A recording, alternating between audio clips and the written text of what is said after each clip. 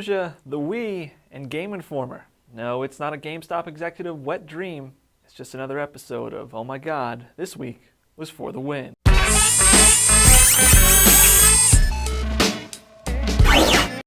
Hello and welcome back to another installment of my grandmother's third favorite show behind Lawrence Welk and the 7 o'clock announcement of the day's lottery numbers, or as we like to call it, Oh My God, this week was for the win. Yeah! I'm your host, Luke Brown. These guys might not remember me from Hadco Games as a guest on the Something Cast or from that one time I was on Double Dare 15 years ago. Physical challenge. But I forgive them. Anyway, despite how slow it's been, there's still plenty to talk about, so let's dive right in. All right. The Battle of Fallujah may have only occurred a few years ago, but that doesn't mean Konami can't publish a game based on the battle between the American military and the insurgents that had overrun the city.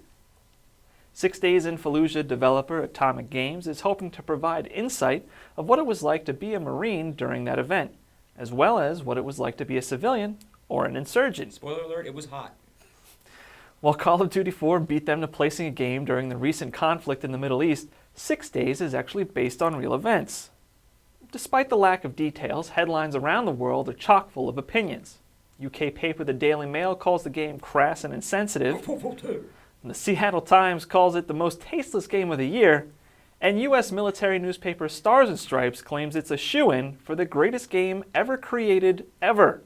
10-4. Only time will tell which of these opinions is correct, but either way, at least this holiday gamers won't have to deal with yet another World War II FPS, where we're forced to reenact the world's most brutal, yet inoffensive war. Too soon. Yeah.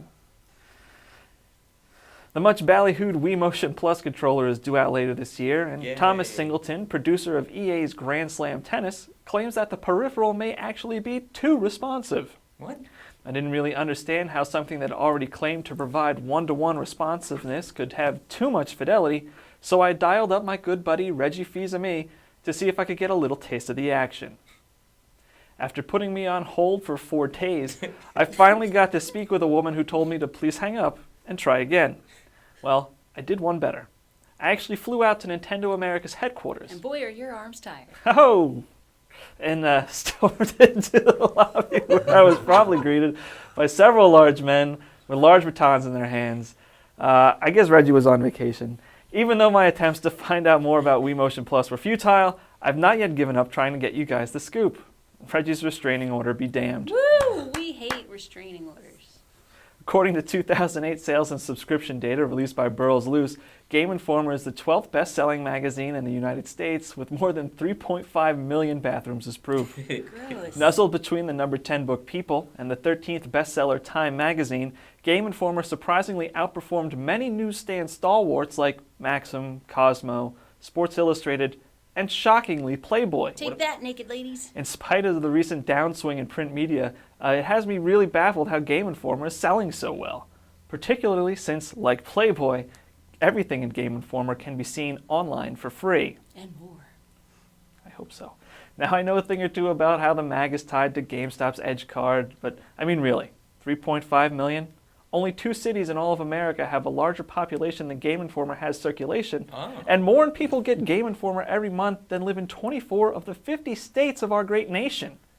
That's ridiculous. That's good context. I'm smart. That'll wrap up this bundle of joy. No, We'll more. see you next time. Yay!